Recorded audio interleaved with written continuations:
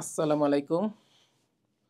আজকে তোমাদের আমি লিনিয়ার অ্যালজেব্রার একটা গুরুত্বপূর্ণ টপিকস ম্যাট্রিক্স এটা দেখাবো। আসলে ম্যাট্রিক্স হইল গিয়া অ্যালজেব্রার অত্যন্ত গুরুত্বপূর্ণ টপিকস। লিনিয়ার অ্যালজেব্রার একটা অত্যন্ত গুরুত্বপূর্ণ পার্ট। ম্যাট্রিক্স আসলে কি এতটুকু আমি আগে বলতে পারি, সেটা হইছে এইটা হইছে ভেক্টরের বড় ভাই। যেমন স্কেলারের তার কোনো দিক নাই, মান আছে। আর ভেক্টরে কি মানও আছে, দিকও আছে। আর ম্যাট্রিক্স যেহেতু বড় পাই, তাহলে তার দুই ধরনের দিক আছে। দুই ধরনের কথা বলছি, দুই ধরনের দিক আছে, তার অনেক ধরনের কোয়ান্টিটি আছে। দুই ধরনের দিক বলতে আসলে কি বোঝায়? যেমন মনে করো আমি যদি এরকম লিখি এ বি সি, আচ্ছা এইভাবে দিলাম A1 B1 C1 A2 B2 C2। ধরো এরকম একটা ম্যাট্রিক্স লিখি, তাহলে বুঝতে পারবা। প্রথমে আছে A1 B1 C1, এটা ম্যাট্রিক্সের বিভিন্ন এলিমেন্ট বা উপাদান বলি। এখন A1 B1 C1কে যদি ধরি একটা ভেক্টর, তিনটা কম্পোনেন্ট, অর্থাৎ এমন হইতে পারে A1I B1J C1K লিখতে পারি না? এটা একটা ভেক্টর, ত্রিমাত্রিক ভেক্টর। এটা যে একটা ভেক্টরকে একটা তাকের মতো চিন্তা করি, সেলফের মতো তাকের মতো চিন্তা করি। প্রথম তাকে আছে ওই একই ক্যাটাগরির আরেকটা ত্রিমাত্রিক, সেটা আছে পরের তাকে A2I B2J C2K।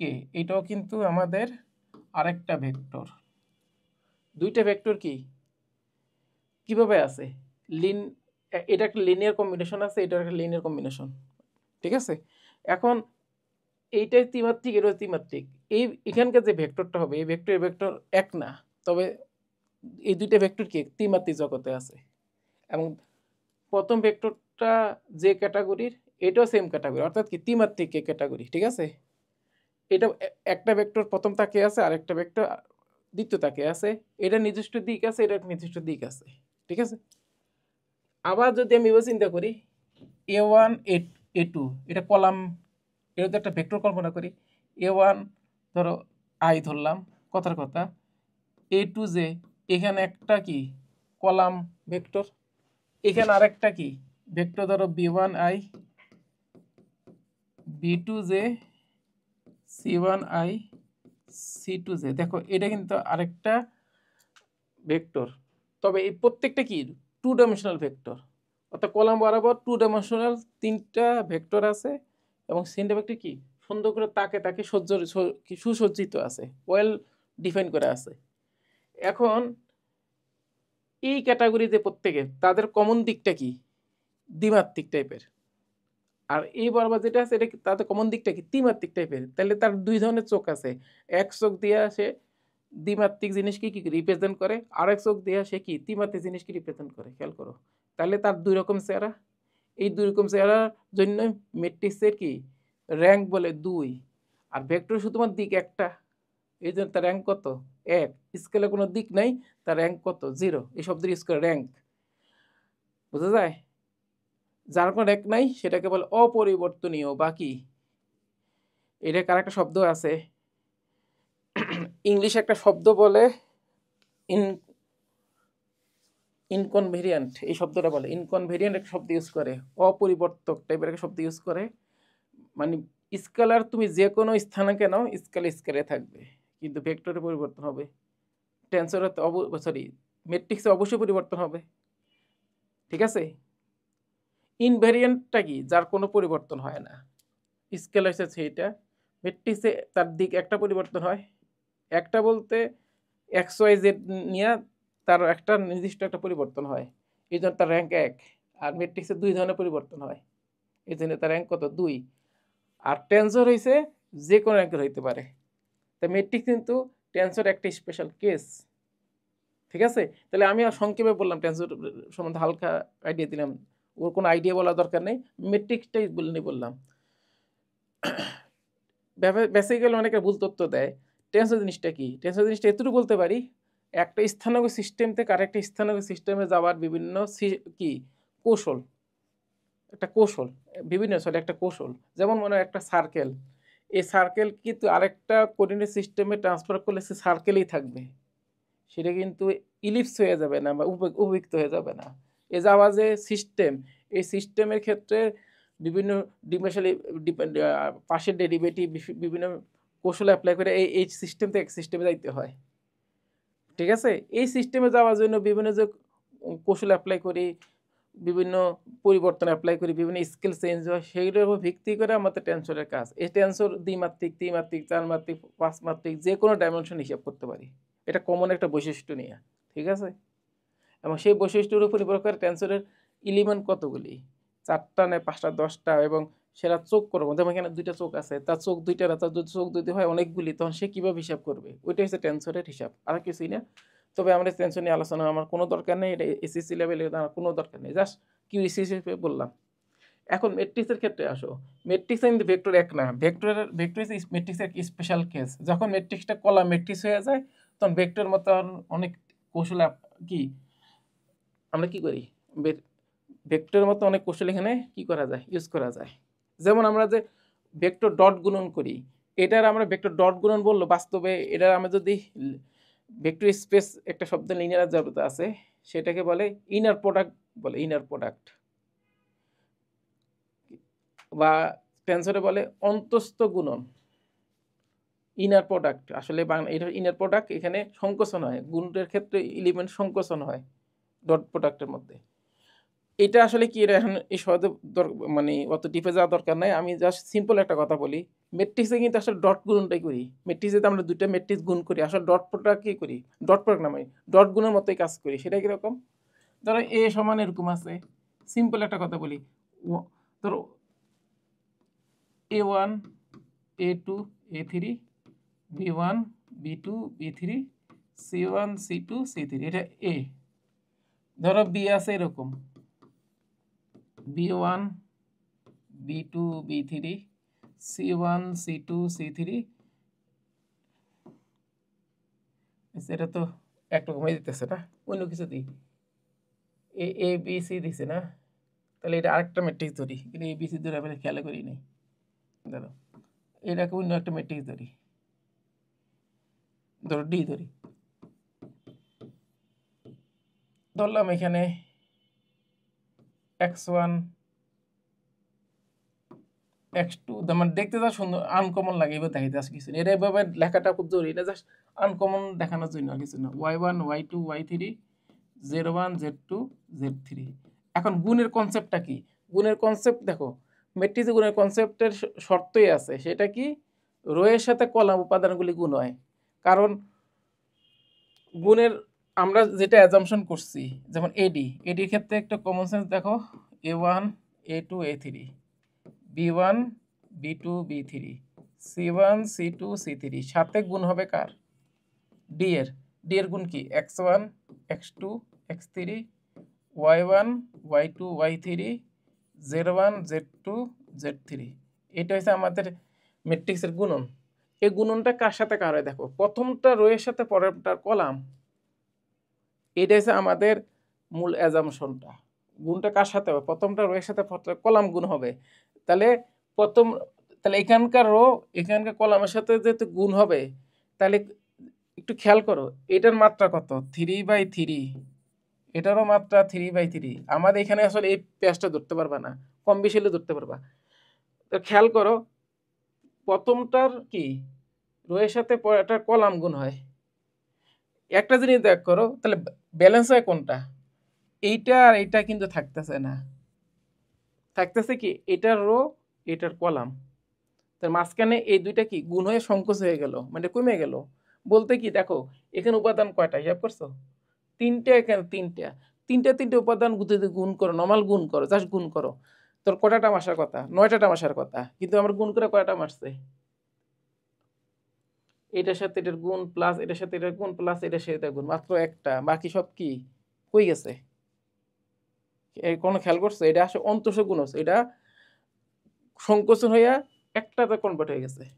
মানে কিরকম, A1 A2 A3 যদি একটা সারি ভেক্টর হয়, এটা হচ্ছে একটা কলাম ভেক্টর, সারি ভেক্টর সাথে কলাম ভেক্টরে আমরা কি করতেছি, ডট গুণন করতেছি। এটা একটা vector a1 a2 a3 x1 y1 z আরেকটা ভেক্টর, দুটো ভেক্টর ডট গুণ কেমনে করে, a1 x1 a2 y1 a3 z1 এইভাবে গুণ করি।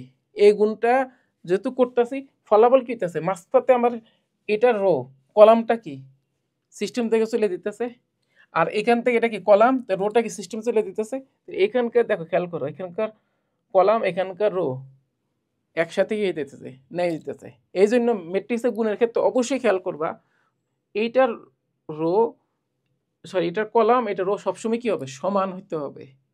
এখন সমান হলে কি হবে, তাহলে আমাদের এই গুণের যে একটা বেসিক কনসেপ্টটা এটা কি অসংজ্ঞায়িত হয়ে যাবে। কেমনে দেখো, ধরো আমি একটা কাজ করি, এখানে একটা টার্ম বাইরে করি t1 t2 t3 করি, তাহলে তোমার এই ব্যাখ্যাগুলি বুঝতে পারবা কেন এসব হয়, কেন এরকম মুখস্থ করতে হয় না, এরকম মুখস্থ জিনিস না, এটা বোঝার জিনিস। এই দেখো কেন হবে না, এটা ত্রিমাত্রিক, এটা চারমাত্রিক, ত্রিমাত্রিক সাথে চারমাত্রিক কোনো ম্যাপিং বা কোনো ধরনের সংযোগ হয় না। কেন হয় না, তুমি এটার সাথে ডট গুণন করবা, এটার সাথে ডট গুণন করবা, এটার সাথে ডট গুণন করবা, এটা কার সাথে যাবে, এটা তো কার সাথে দিতেছে না, তো গুণটা কেমনে হবে। তাহলে এটা এটা তো সংকোচন করার কোনো ওয়ে নাই। অর্থাৎ এটা কি টাইপের, এটা এটা যদি 3/3 হয়, খেয়াল করো, এটা যদি 3/3 ম্যাট্রিক্স হয়, এটা কিন্তু কত, আগে কারটা কাউন্ট করতে হয়, রোয়েরটা, রো কত 4 কলাম 3, তাহলে এটা গুণের জন্য কি, গুণের জন্য কি এটা কি গ্রহণযোগ্য হবে, হবে না, কারণ এটার কলাম এটা রো সমান না। দেখো তাহলে কি হইতে হবে, এই যে এটা কি 3 এটা 4, এটা গুণের জন্য কি কখনো কি, কারণ এই সংখ্যাটা কি সারি না, 1 2 3 4 সারি বোঝে না, কলামে যে উপাদান যোগ করে প্রত্যেকটা এটাই কি টোটাল সারি কটা, 4টা, আর এখানে কলাম কটা 1 2 3, 3টা কলাম, রো বরাবর কি হিসাব করতে হয়, কলামের সংখ্যা হিসাব করতে হয়, আর কলাম বরাবর রো এর সংখ্যা হিসাব করতে হয়। দেখো রো এর সংখ্যা 4 কলামের সংখ্যা 3, তাহলে গুণের জন্য এটা হবে না, কারণ ডট গুণে তো এটা কি হইতে যায়, অসংজ্ঞায়িত হয়ে যায়। বুঝা গেছে এবার, তাই জালেই বোঝা গেল যে এইটা বাদ দিয়ে করতে হবে, এমনভাবে করতে হবে যাতে আমি এই দুটো গুণ করতে পারি। এখন গুণ করার ফলে এটা কি হলো, 3/3 থাকলো, এখন গুণটা কি করার মতো যোগ্যতা অর্জন করলো, আর যোগ্যতাটা অর্জন করার সময় গুণটা কেমন হবে, এটার সাথে এটা ডট গুণন, মানে প্রথম এখানকার প্রথম সারি, প্রথম সারি আর দ্বিতীয়টার প্রথম কলাম একসাথে হয়েছে, একসাথে কোন ভাগে থাকবে, একের প্রথমে থাকবে। অর্থাৎ কি আমরা কি লিখি, সিস্টেম লিখি না, a1 x1 a2 y1 a3 z1, এটা কি এক নাম্বার কি সারি, এক নাম্বার কলমে চলে গেল। এবার আসো এটা কত নাম্বার, 1 নাম্বার সারি, এটা হলো 2 নাম্বার কি কলাম, তাহলে এটার সাথে এটা যদি ডট গুণন করো সেটা হবে এই বরাবর, এই বরাবর, এই বরাবর না, মানে কি a1 x2 a2 y2 a3 z2, খেয়াল করছো, এরকম হবে। আমি সব লিখবো না, ডট দিয়ে রাখলাম, আমি অনেকগুলি ডট দিয়ে রাখলাম, যেগুলি মন চায় এগুলি লিখবো, ঠিক আছে, কারণ উদ্যোগ করে আসছো, আমি জাস্ট কৌশলগুলি বলতেছি, আমি এটা দেখানোর উদ্দেশ্য অনেক কিছু দেখানো। একইভাবে এটার সাথে এটা গুণ করলে পরেরটা যাবে। এখন আসো এটা কত নাম্বার, এটা 2 নাম্বার, এটা কি 1 নাম্বার কলাম, 2 নাম্বার সারি, 2 নাম্বার সারি 1 নাম্বার কলাম, এই যে গুণটা কোন জায়গায় বসবে, এই যে গুণটা হবে গুণটা এই জায়গায় বসবে। এটা কি 2 নাম্বার সারি 3 নাম্বার কলাম, ধরো আমি এটাই লিখি,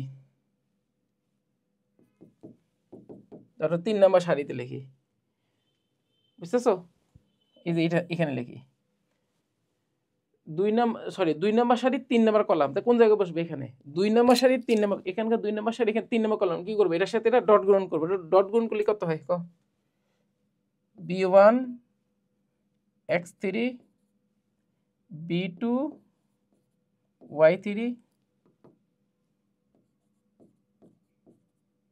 b3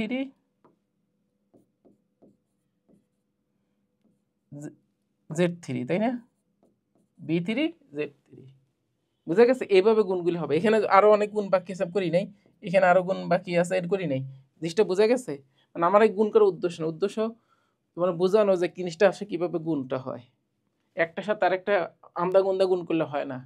তো এটার সাথে এটা গুণ করছো, এটা মিনিং আছে, এটার সাথে এটা গুণ করে মিনিং আছে। তুমি এটার সাথে এমনি গুণ করতে পারবা, এভাবে গুণ করতে পারবা? অর্থাৎ এটার সাথে এভাবে কি এই বরাবর গুণ হয়? হয় না, কারণ এটাও সারি এটাও সারি, এটার সাথে গুণ হবে না। কলামের সাথে সারি এই গুণটা হবে না। হ্যাঁ, এটা হবে, অবশ্যই হবে, তবে এটা নির্ণয়কে গুণ করা যায় 4 ভাবে। রো এর সাথে রো, রো এর সাথে কলাম, কলাম সাথে রো, কলাম সাথে কলাম, 4 ভাবে করা যায়। কিন্তু ম্যাট্রিক্সের ক্ষেত্রে প্রথম শর্ত হইছে প্রথমটার সারি পরেরটার কলাম, এবং সেটা কিন্তু একটা ওয়েল অর্গানাইজড অবস্থা থাকবে।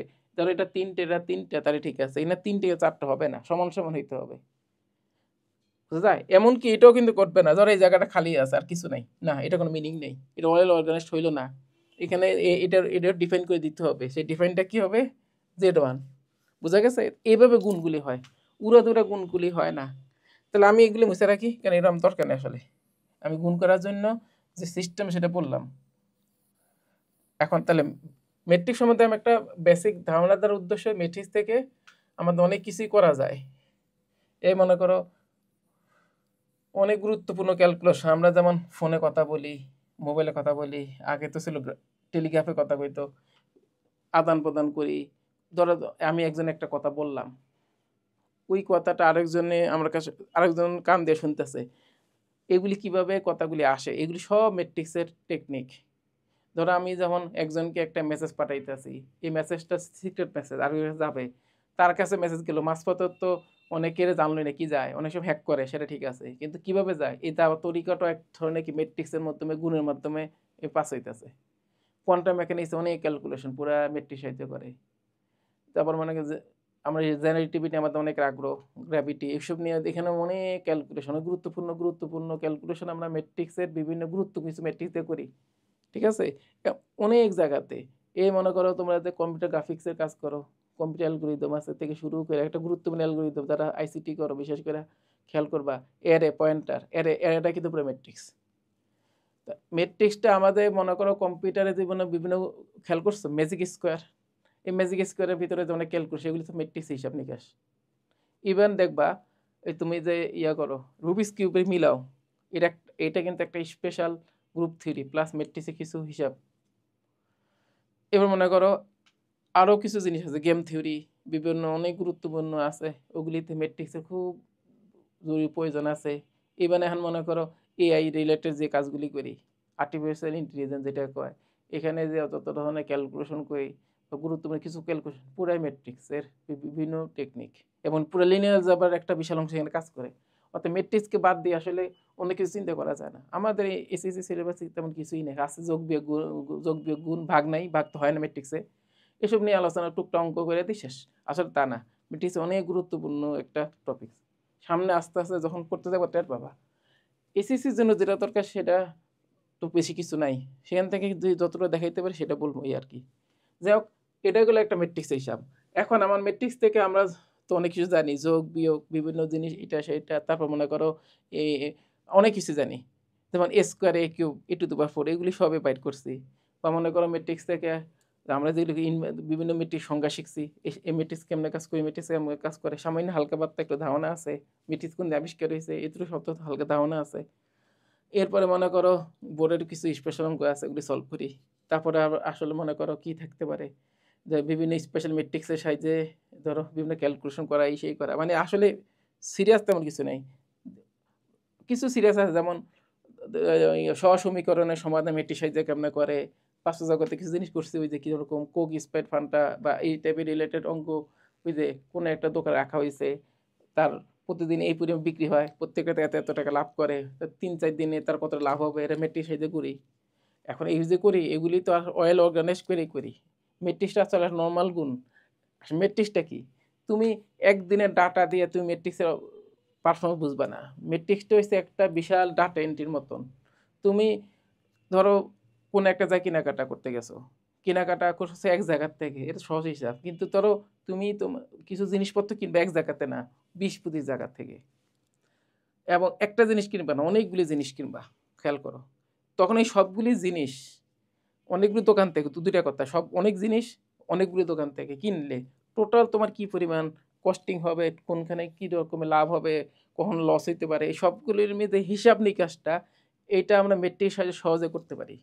ইন্ডিভিজুয়ালি করতে গেলে টাইম নষ্ট হয়। এক দোকানের জন্য এই পরিমাণ খরচ হইলো, তারপরে আরেক দোকানে এই পরিমাণ খরচ হইলো, সবগুলো আলাদা আলাদা করে নিয়ে এক ক্যালকুলেশন করতে একটু বোরিং কাজ। কিন্তু কাজটা যদি আমি সুসজ্জিত করে খুব সহজে একটা সিস্টেমের মধ্যে নিয়ে এসে যদি করতে পারি, তোমার কাজটা কি হয়েছে একটা সংগঠিত হয় এবং সুন্দর একটা আউটপুট সঙ্গে সঙ্গে আসে। বুঝতে পারি যে আমার কোনটাতে কি পরিমাণ কস্টিং হয়, কোনটাতে কি পরিমাণ লাভ হইতেছে, কোনটাতে কি কোন দোকানতে বেশি কিনে হইতেছে, কোন দোকানে কম কিনেছে, কোন দোকানের পারফরমেন্স ভালো, অনেক কিছু বুঝতে পারি। ঠিক আছে, জাস্ট আমি সংক্ষেপে বললাম যে মেট্রিক্সের সাহায্যে আমরা এই জিনিসগুলি সহজে ক্যাপচার করতে পারি। এখন মনে করো একটা দোকানে, যেটা বললাম, ধরো সিম্পল একটা কথা বলি, এক দোকানে 40টা কোক আছে। এখন তো কোক আমরা খাই না, বা কোক বলতে অন্য করে কইতে পারি, কোকা কোলা এমন না কথা, অন্য পানিও আছে। ধরো কোক মনে করো তার কাছে 40টা বোতল আছে। ধরো এরকম আরেকটা আরেকটা থাকে ধরো স্প্রাইট মনে করো একটু কম চলে, 35টা আছে। ফান্টা মনে করো 40-50টা 30টা আছে। এবার অন্যান্য কম থাকে, মোজো থাকে, তারপরে ক্লেমন থাকে, এরকম সব একটা নির্দিষ্ট পরিমাণে আছে। এখন তার সে স্টক করলো, করার পর চাহিদার একটা ব্যাপার আছে। দেখা গেলো এরা 40টার ভিতরে কোক হয়তো এখন কম চলে, 20টা চললো। ধরো স্প্রাইট এরকম একটু কম চললো, ফান্টা আরও কম চললো। দেখা গেলো মোজো হয়তো 40টা রাখা হয়েছে, 35টা সেল হয়। মার্কেটের একটা ব্যাপার স্যাপার আছে, এটা ভালো চলতেছে। এরকম বিভিন্ন জিনিস বিভিন্ন সময় চলে। এখন প্রথম দিন যেমন চলে, দ্বিতীয় দিন নাও চলতে পারে। দেখা গেলো প্রথম দিন প্রচণ্ড গরম ছিল, ভালো চলছে। দ্বিতীয় দিন একটু প্রচণ্ড ওই যে গরম নাই, প্রচণ্ড বৃষ্টি হয়েছে মনে করো। এখন বৃষ্টি বেশি হইলে তো কোক এভাবে খাওয়া হয় না, কোক বেশি কোল্ড ড্রিঙ্কস খাওয়া হয় না, হয়তো কোনো কারণে বিক্রি রেট কমে গেছে। তৃতীয় দিন মনে করো আরও কমে দিতে পারে, কোনো হয়তো অবরোধ বা হরতাল কিছু একটা হইলো, আরও কমে দিতে পারে। চতুর্থ দিন হঠাৎ করে মনে করো সব ছুটি খালি হয়ে গেছে, গায়ে প্রচণ্ড গরম পড়ছে, তো না আবার বাইরে দিতে পারে। তাহলে এই যে মানে প্রতিদিন যে এক একটা চেঞ্জ হইতেছে। এখন চেঞ্জ হওয়ার ক্ষেত্রে কিন্তু একটা জিনিস কিন্তু ফিক্সড আছে, কোক থেকে কিন্তু একটা দোকানদার একটা নির্দিষ্ট পরিমাণ লাভ হয়, এর বেশিও না আর কমও না। মানে বিক্রি করলে প্রতি একটা থেকে এত টাকা, ধরো 2 টাকা বা 3 টাকা লাভ হয়। স্প্রাইট এরকম ফান্ডটা কত প্রত্যেক নির্দিষ্ট হিসাবে কিন্তু লাভ লস হইতে থাকে, লস হয় না, লাভ হইতে থাকে। লসে এখন যদি পড়ে থাকে মাসকে মাস, তখন এটা লস হইতে থাকে। কিন্তু এখন মনে করো লস বলতে যদি এরা ফেরত না নেয়, ফেরত নিলে তো অন্য কথা। যাই হোক, এখন এখানে যদি মনে করো খেয়াল করো, ধরো কোক থেকে ধরো তার 2 টাকা, ফান্টা থেকে 1.5 টাকা, অন্যগুলি থেকে মনে করো 2.5 টাকা, বিভিন্ন রেটে লাভ হইতেছে। তাহলে আমার প্রশ্ন হলো, সে যে 40টা ক্যান নিল, বিক্রি করলো, এই 40টা ক্যান থেকে কত টাকা লাভ করবে? ধর কোক থেকে 40টা হয়, 40 ইন্টু 2 এত টাকা লাভ করবে। ফান্ডটা হইলে ফান্ডটা ইন্টু ফান্ডটার সংখ্যা ইন্টু তার কি লাভ, এভাবে গুণ করতেছি না? কিন্তু এটা কি সম্ভব? কোকের থেকে লাভ হলো 2 টাকা, ওইটা ফান্ডটার সংখ্যা দিয়ে গুণ করলাম, ওটা কি মিনিং থাকে? থাকে না। এই ম্যাট্রিক্স এই জিনিসটা সুন্দর অর্গানাইজ করে যে কোকের বিক্রির সাথে কোকের লাভের একটা গুণ হয়, কিন্তু ফান্ডটার বিক্রির সাথে কোকে লাভ গুণ হবে না। গুণ করা যাবে, কিন্তু মিনিং থাকবে না। কি বোঝা যায়? এই জিনিসগুলো তুমি যদি ইন্ডিভিজুয়ালি করো, তোমার অনেক সময় নষ্ট হবে। এই খাতা ধইরা এরকম হিসাব করে তারপর লাস্টে সব যোগ করো, সময় নষ্ট। খেয়াল করো। কিন্তু তুমি যদি মেট্রিক্স করো, এক ধাক্কা সব হয়ে যেতেছে। এইটা হচ্ছে আমাদের মেট্রিক্সের সুবিধা। এটা বেসিক যে সুবিধাগুলি, আর অনেক সুবিধা আছে। এটা অনেকটা ডাটা এন্ট্রির গুরুত্বপূর্ণ কাজ সহজ করে। ডাটা এন্ট্রি করি না আমাদের অ্যালগরিদম, মনে করো এআই নিয়ে আমরা এখন এত কিছু করি, এত কিছু পারি। এগুলি কি হিউজ পরিমাণ ডাটা এখানে এন্ট্রি হয়েছে, এবং এই ডাটা থেকে আমরা বিভিন্ন ধরনের অ্যালগরিদম করে, বিভিন্ন ধরনের কি বেস্ট ফিটিং করে দেখছি যে কোনটা সুন্দর হয়। ওর উপর ভিত্তি করে আমরা কত এক সুন্দর একটা সিস্টেম, আমরা এক ডিজাইন তৈরি করছি, তাই না? এখন চিন্তা করো মেট্রিক্সটা এখানে কীরকম, এখানে যে ডাটা এন্ট্রিটা করছে, এখানে হিউজ পরিমাণ ডাটা আছে। এই ডাটাগুলি যদি মেট্রিক্স সাইজে ওয়েল অর্গানাইজ করো, এটা কত সুন্দর হয়ে যায়।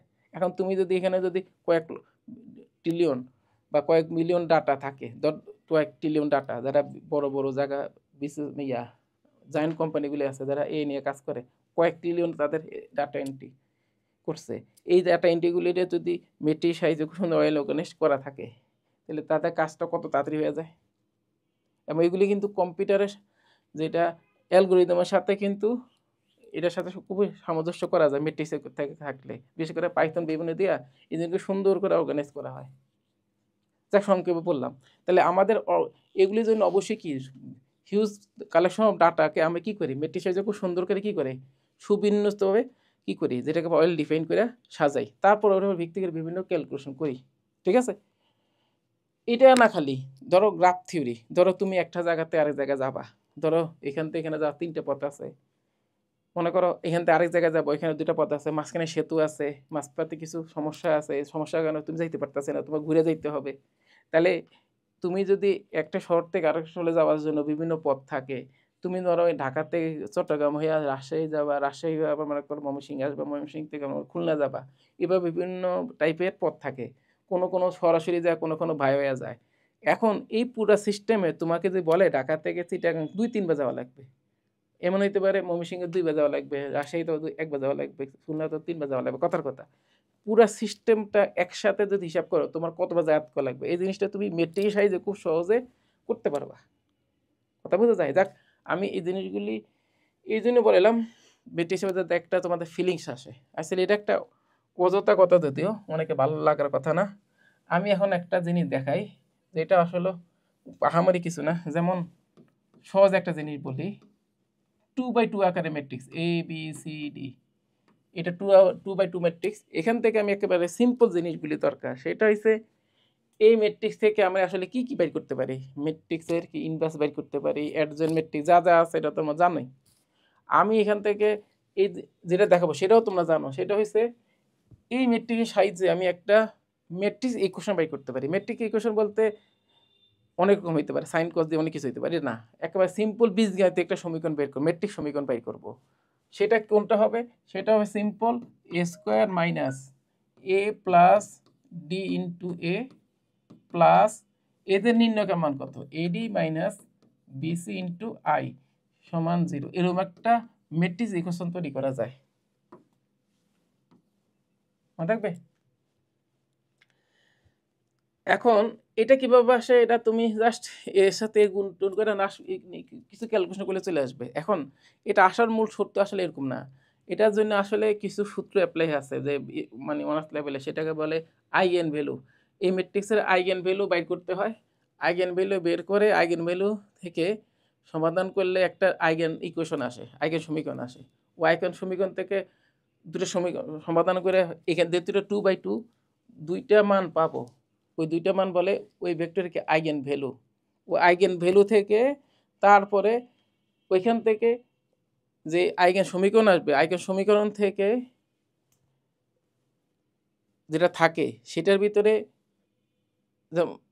এটাকে রিপ্লেস করা যায়, করলে যে ইকুয়েশনটা হয় সেটাকে বলে ম্যাট্রিক্স ইকুয়েশন।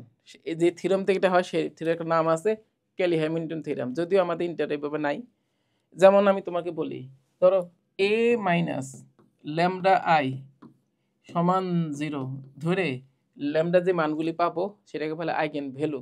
এখানে দুইটা মান পাবো, আসলে কীরকম, এ কত আমরা জানি, লিখে দাও, এ কত, এ বি সি ডি, যা সংক্ষেপে লেখা যায়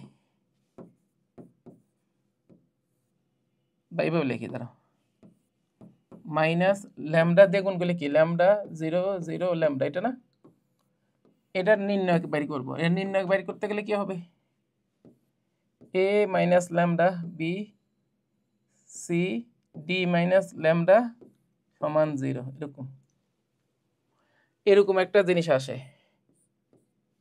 এই সমীকরণ থেকে তুমি যে সমাধান করো একটা ইকুয়েশন আসবে, সেই ইকুয়েশনটা কি, A minus lambda D minus lambda minus BC সমান 0। আমি যদি এটাকে গুণ করে দিই কত আসে, lambda square minus A plus D into lambda plus AD minus BC, এটা কি লিখি দিতেছে,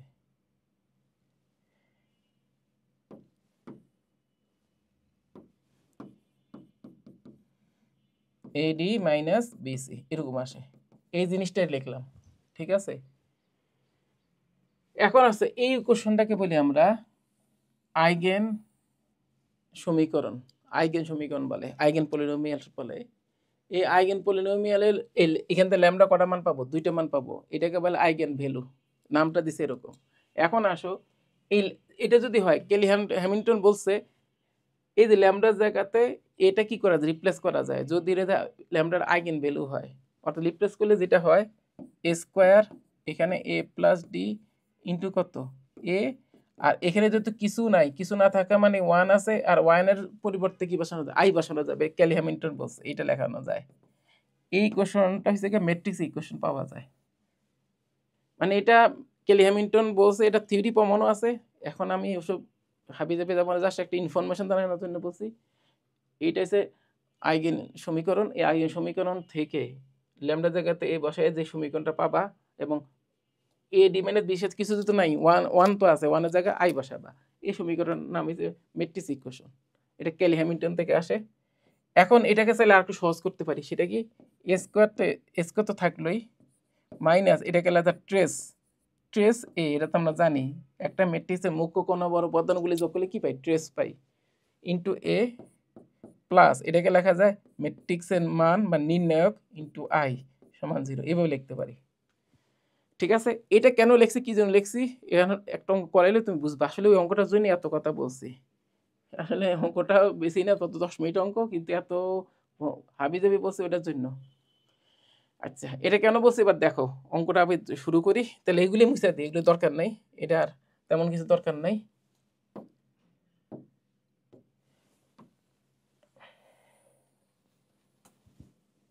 এই এখন দেখো মূল অঙ্কে আসি। মূল অঙ্কটা কি ছিল, যদি এ সমান এ বি 0 1 এরকম একটা ম্যাট্রিক্স হয়, তবে এ টু দি পাওয়ার এন কত হবে, এটা বের করতে দিয়েছে। এ টু দি পাওয়ার এন মানে এটা ম্যাট্রিক্সের পাওয়ার কেমনে বের করে, এ স্কোয়ার এ কিউব এগুলো তো বের করা যাবে, কিন্তু যদি বলে A to the power N general case, তখন কেমনে করবা। এখানে শর্ত দিয়ে দিয়েছে এর মান 0 থেকে 1 ধরো, এটা একটা। আরেকটা হইতে পারে limit n tends to infinity A to the power N কত, আরেকটা প্রশ্ন। এটা একটা প্রশ্ন। 2 নম্বর প্রশ্ন হয়েছে এটা, limit n tends to infinity A to the power N, মানে ম্যাট্রিক্স হইলো আবার কি লিমিট মানে ডিফারেনশিয়াল ক্যালকুলাস একটু আইডিয়া হইলো আর কি। এইটা করার জন্য আমি এত বকবক করছিলাম। আইগেন ভ্যালু ভেক্টরের কথা বলছিলাম এই কারণে। দেখো অঙ্কটা আমি শুরু করি, সলিউশন করি। এখানে একটা জিনিস খেয়াল করো, এ সমান কি ছিল, এ বি 0 1, তাই না?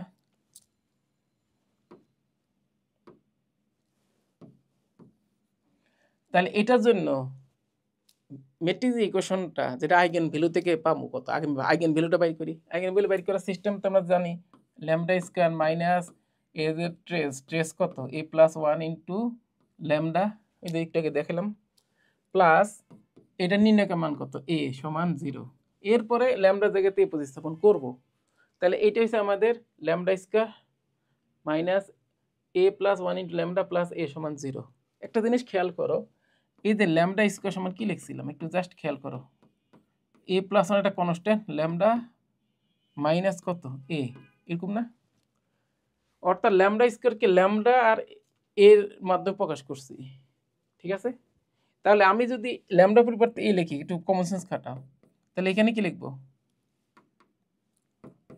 এ plus 1 into A minus A into I, কারণ ওয়ান এর সাথে 1 গুণ 1 মানে আই বসাইতে হবে, এটাই হচ্ছে নিয়ম। অর্থাৎ এ স্কোয়ারকে এ এবং আই দ্বারা প্রকাশ করছি।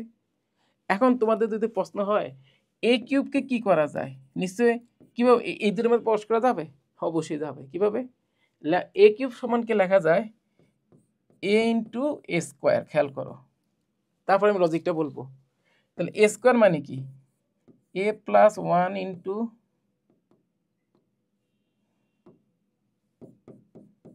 এ মাইনাস এ ইন্টু আই, গুণ করার ফলে কি আসলো, A plus 1 into A square minus A into I মানে এ, তাই না?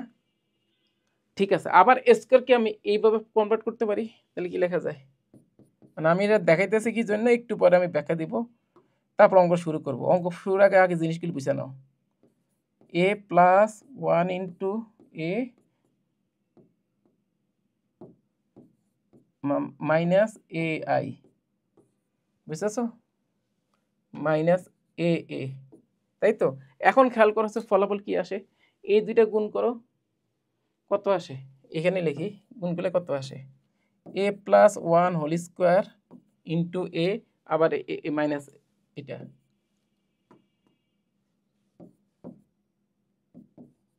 ইন্টু কত এ, একটু তাড়াতাড়ি করলাম, অর্থাৎ এদের গুণ করলে এ, আবার এখানে এ আছে, এটা কমন নিলাম, আর এখানে কত আসলো, এদের গুণ করে minus A into A plus 1 into I, এটা যোগের মতন হয়ে গেছে আইটা।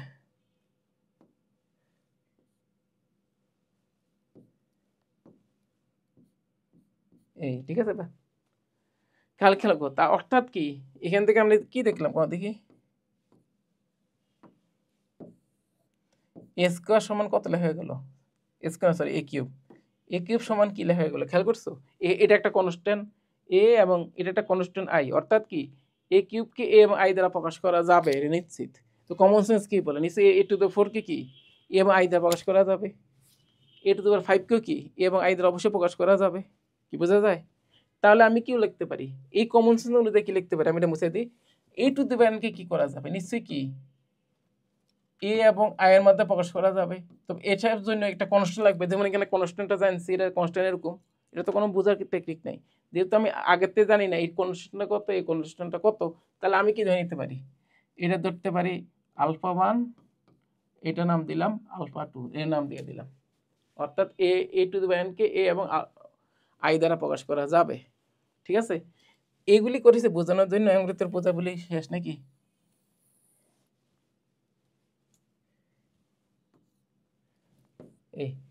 এটা শেষ হয়ে গেল। তাহলে দেখো স্কোয়ারকে এটা বোঝানোর উদ্দেশ্য বোঝা গেছে, তাহলে এই টু দ্য কিভাবে প্রকাশ করা যাবে। ঠিক আছে, এখন তাহলে আলফা 1 আলফা 2 কেমনে বের করবা, তাই না। তার আগে একটা কাজ করি, আমাদের তো এই ইকুয়েশনটাকে দেখাইলাম, আমি এগুলি বোঝানোর জন্য লিখছি, এই যে এগুলি সব বোঝানোর জন্য লিখছি, কাটি, এটা পরে বলতেছি কেন লিখছি। দেখো এই যে আলফার এটাও দরকার নেই, এটাও দরকার নেই, এবার রাখলাম। ঠিক আছে, এখন আমাদের কি শিখলাম, যে আলফা স্কোয়ার সমান এবার লেখা যায়। এখন তাহলে দেখো নর্মালি আলফা স্কোয়ার যেটা লিখলাম, সরি একটু আগে যেটা লিখলাম, এটা রাখা দরকার ছিল, সরি এটা রাখা দরকার ছিল। ল্যামডা স্কোয়ার কি, ল্যামডা এ দ্বারা প্রকাশ করা যায়, মানে একটা কনস্ট্যান্ট দ্বারা প্রকাশ করা যায়। তো কমন সেন্স কি বলে, lambda two the power N K তাহলে কি দ্বারা প্রকাশ করা যায়, ল্যামডা স্কোয়ারকে যদি ল্যামডা এবং একটা কনস্ট্যান্ট দেয়, এখানে একটা কনস্ট্যান্ট থাকবে, ল্যামডা ভিত্তিতে একটা কনস্ট্যান্ট দিয়ে প্রকাশ করা যায়, আমি বলতে পারি নিশ্চিতভাবে এটাও কি অবশ্যই কি একটা constant alpha 1 lambda plus alpha 2 দিয়ে প্রকাশ করা যায়। মানে এই কনস্ট্যান্টটা আমরা তো এখান থেকে বের করছি, কিন্তু আলফা 2 দিয়ে ল্যামডা 2 এর ক্ষেত্রে এই কনস্ট্যান্ট আমি জানি না তো আসলে, ধরে নিচ্ছি আলফা 1, পরে কনস্ট্যান্টটা কি ল্যামডা না একটা কনস্ট্যান্ট, সেটা আলফা 2 ধরলাম, ওটা ল্যামডার সাথে একটা কনস্ট্যান্ট থাকবে, অতিরিক্ত একটা কনস্ট্যান্ট থাকবে, এই দুইটা কনস্ট্যান্ট আমি যে জানি না, ল্যামডা 1 ল্যামডা 2 ধরে নিছি। কিন্তু খেয়াল করো এই সমীকরণ থেকে আমি ইজিলি কি ল্যামডা ল্যামডা 2 বের করতে পারি না, পারি পারি তো নাকি। তাহলে সেই সমীকরণতে আমি যে মিডল টার্ম করি, খেয়াল করো কত আসে, ল্যামডা মাইনাস এ ল্যামডা মাইনাস 1 সমান 0, মিডল টার্ম করে দেখো, অর্থাৎ ল্যামডা সমান কত আসে, এ আর কত 1, তো ল্যামডা মান আমরা জেনে গেছি, এটা হয়, বোঝা গেছে। তো ল্যামডা দুইটা মান, একটা এ একটা 1। এখন খেয়াল করো ল্যামডার যে কোনো মানের জন্য দুইটা ইকুয়েশন হবে না, ল্যামডা মান এ বসালে একটা ইকুয়েশন, ঠিক আছে, ল্যামডা মান 1 বসালে একটা ইকুয়েশন, তাহলে আমরা ল্যামডায় দুইটা মান দিলে সমীকরণটা সিদ্ধ হবে না।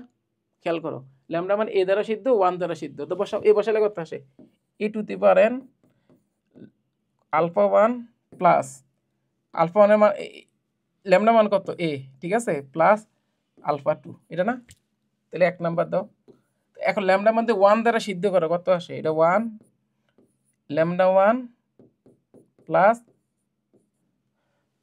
ল্যামডা 1 লিখে মাথা গেছে, এটা 1, এটা আলফা 1 ইন্টু 1 প্লাস আলফা 2, অর্থাৎ কি ল্যামডার মান এ বসালে এই কোয়েশনটা আসে, ল্যামডা মান 1 বসালে এই কোয়েশনটা আসে, আমার মুখে অন্যরকম আসতেছে, এটা lambda alpha 1 into 1 plus alpha 2, এটা 2 নম্বর ইকুয়েশন। প্রশ্নে কিন্তু বলা হয়েছে এটা কি ভগ্নাংশ, এর মান 0 থেকে 1 মানে ভগ্নাংশ হবে, প্রকৃত ভগ্নাংশ বা অমূলদ মূল যাই হোক, মানে 0 থেকে 1 ধরো, আর বাকি কিছু জানি না, এই খালি জানি 0 থেকে 1। তো এখান থেকে আমি তাহলে কি করব, তাহলে অবশ্যই 1 থেকে বিয়োগ না করে 2 থেকে করো, কারণ এ যেহেতু 1 যেহেতু বড়, এর থেকে 2 বিয়োগ 1 করো, তাহলে সুবিধা বেশি। তো এখন ফলাফল কি হয়, বিয়োগ করলে আমার আলফা 2 ভ্যানিশ। তা আলফা 1 ইন্টু কত 1 মাইনাস এ সমান কত আসে, এটা আসে, অর্থাৎ আলফা 1 কত আসে 1 minus A to the power n 1 minus A, তাই না? পেয়ে গেছি। এখন 2 নম্বর থেকে আমি ইজিলি কি বের করতে পারি, আলফা 2 বের করতে পারি।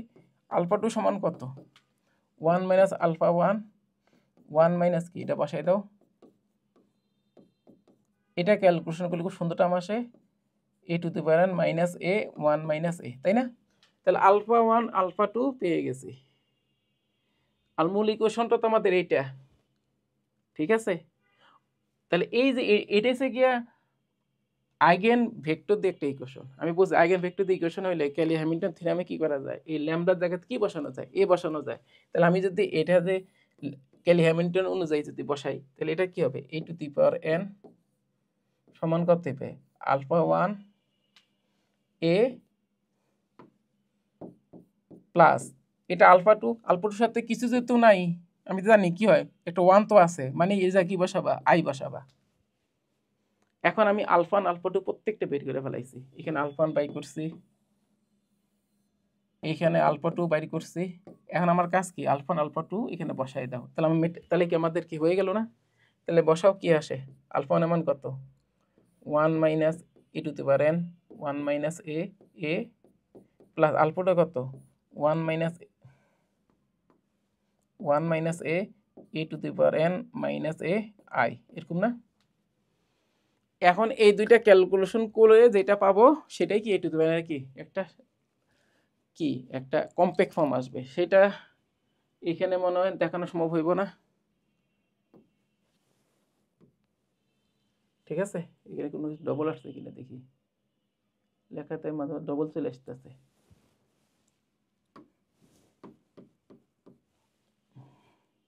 এখানে কোনো ডবল আসছে না, আসে নাই। এটা একটু উপরে লিখলে ভালো করতাম, তাইলে হয়তো এখানে শেষ করে যাইতো। যাই হোক,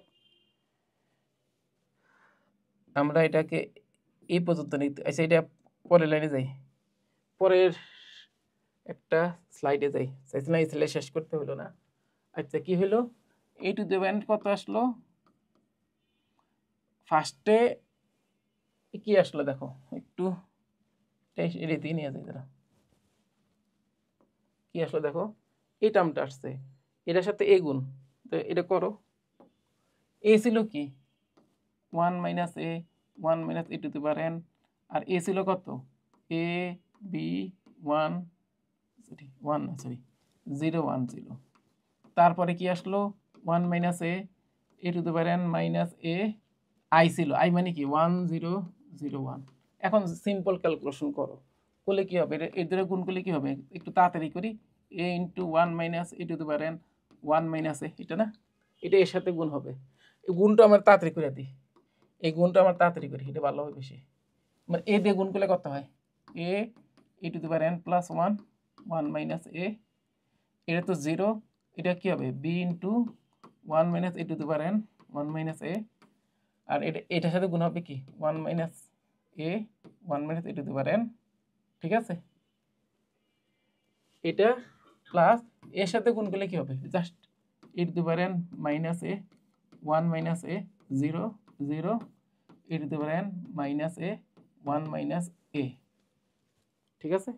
এখন জাস্ট যোগ করো, যোগ করলে কি হয় দেখো 1 minus A A A to the power n plus 1 plus A to the power n minus A, আর এটা যাহে তাই থাকবে কারণ এটা তো 0 আছে 1 মাইনাস এ, আর এখানে কি হবে 0ই হবে, আর এই দুটো যোগ করলে কি হবে 1 minus A 1 minus A to the power n A to the power n minus A, এই ম্যাট্রিক্সটা লিখলাম,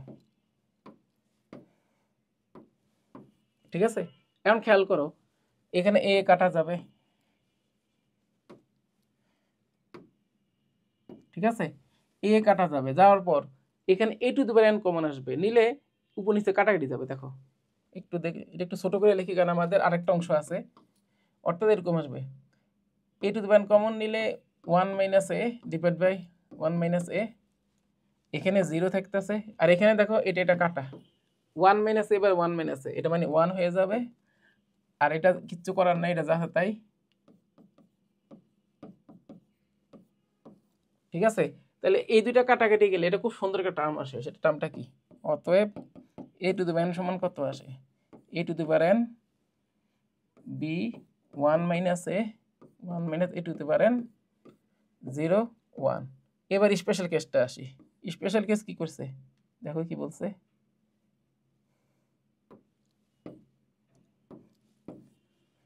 স্পেশাল কেস কি বলছে দেখো, এই যে limit n tends to infinity a two the power n, তাহলে আমার n টেন্ডস টু ইনফিনিটি দাও। n যদি এখন যদি লেখো limit n tends to infinity a two the power n, তাহলে আমাদের কি হবে? এটার উপর পাওয়ার n কত? a two the power infinity, খেয়াল করো আমি মানটা বসাই দিই, b into 1 minus a two the power infinity 1 minus a এবার লিখলাম। তোমরাই বলো এটা আনসার কত হবে? অবশ্যই 0 0 0 1 b বাই 1 মাইনাস a। কেমনে করলাম?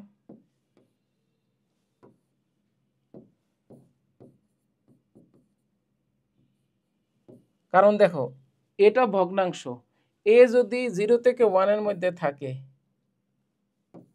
তাহলে limit n tends to infinity a two the power n, এটা মানে অবশ্যই কি হবে? 0 হবে। ঠিক আছে, আমি যদি এবার না লিখে দেবো, লিখে আরো ভালো, সেটা কোনটা? Limit n tends to infinity a two the power n, এটা মানে অবশ্যই কি হবে? 0। কারণ ভগ্নাংশ যতই বড় পাওয়ার কেন, ভগ্নাংশ ছোট হইতে কোন দিকে যায়? 0 দিকে যায়। ঠিক আছে, এটাও আমি ধরো এবার লিখি, একটু সুন্দর করে লিখি।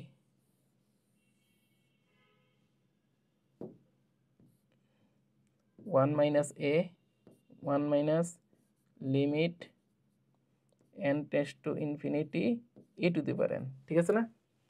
তো তাহলে দেখো এটার মানও 0 হয়ে যাবে, এটার মানও 0 হবে, তাহলে কি থাকবে? এখানে 0, এটা 0, এখানে কি থাকবে? ওইখানে একটা b গুণ আছে, সরি b গুণ আছে, তাহলে এটাও তো 0 হয়ে যাবে, তাহলে শুধু b বাই 1 মাইনাস a, আর নিচেরটা তো 1। কি বোঝা গেছে? তাহলে আনসার কত আসলো? 0 0 b বাই 1 মাইনাস a আর কত? 1। কি বোঝা গেছে অঙ্কটা? এটা হলো আমাদের a two the power n বাইর করার টেকনিক। এটা আরো অনেকভাবে করা যায়, আমি একটা টেকনিক বলছি, অনেকগুলি নিয়মে করা যায়। আরেকটা আছে ডিফারেন্স মেথড, সেটাও আমি পোস্ট করব আরেকদিন বা দেখাবো, তোমাদের সামনে অপেক্ষা করো। আচ্ছা, তো এটা গেল। এখন এখান থেকে একটা জিনিস জানার আছে, সেটা বলে দিই। 3/3 ম্যাট্রিক্সের ক্ষেত্রে তোমাদের একটা খটকা লাগতে পারে, ইকুয়েশনটা কেমন হয় সেটা একটু দেখাই দিই। ধরো a b c d e f g h, ধরো i এবার লিখলাম। এখন যদি বলে এটার মেট্রিক সমীকরণটা কত, এটা হচ্ছে অনেকটা এরকম, a cube minus a plus E plus I এভাবে লেখে, ঠিক আছে, ইন্টু এ স্কোয়ার এভাবে লেখে। এটার শর্টকাট টেকনিকটা এরকম। এটাও কিন্তু হিসাব নিকাশ করে আসে, এভাবে যেভাবে আসছে ওটার মতোই করে আসে। বা ইকুয়েশনটা কি কেলি হ্যামিল্টন থেকে আসে, বা নর্মাল ক্যালকুলেশন করলে অনেক বড় হয়ে যায়, কেলি হ্যামিল্টনে খুব সহজে দেখা আর কিছু না। ঠিক আছে, এই মানে এই কোন নম্বর উপাদানগুলি যোগফল প্লাস, এটা অনেকে মনে রাখতে পারে না, এটা অনেকের জন্য কষ্ট হয়ে যায়। সেটা কি? প্লাস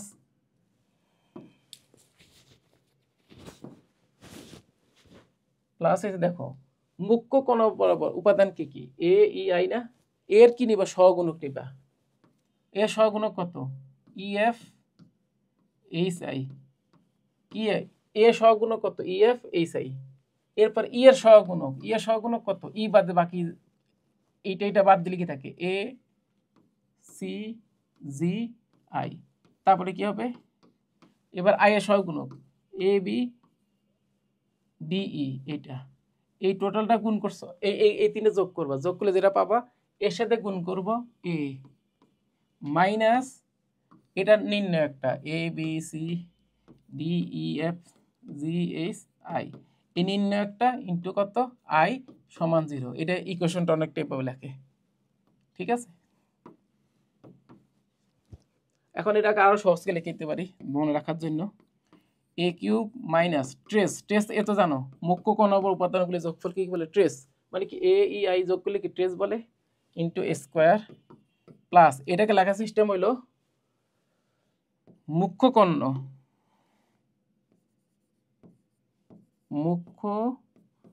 কর্ণ বরাবর উপাদানগুলোর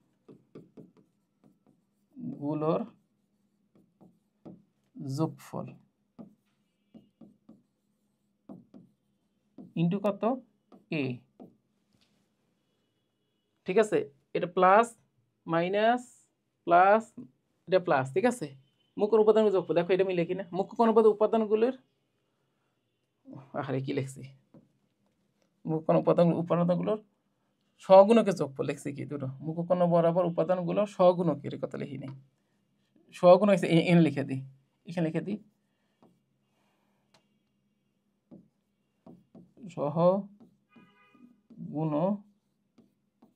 সহগুণকের যোগফল, সহগুণক কিন্তু সহ অনুরাশি না, সহগুণকের যোগফল, যেহেতু এটা কোণ বরাবর প্রত্যেকটা উপাদানকে যেহেতু পজিটিভ করে, এখানে সহগুণকের ক্ষেত্রে সবগুলি প্লাসে আসবে, সমস্যা নেই। মাইনাস এর কি নির্ণায়ক, এ নির্ণায়ক কি বলে লেখা না, ইন্টু আই সমান 0, এটা মনে রাখার চেষ্টা করো।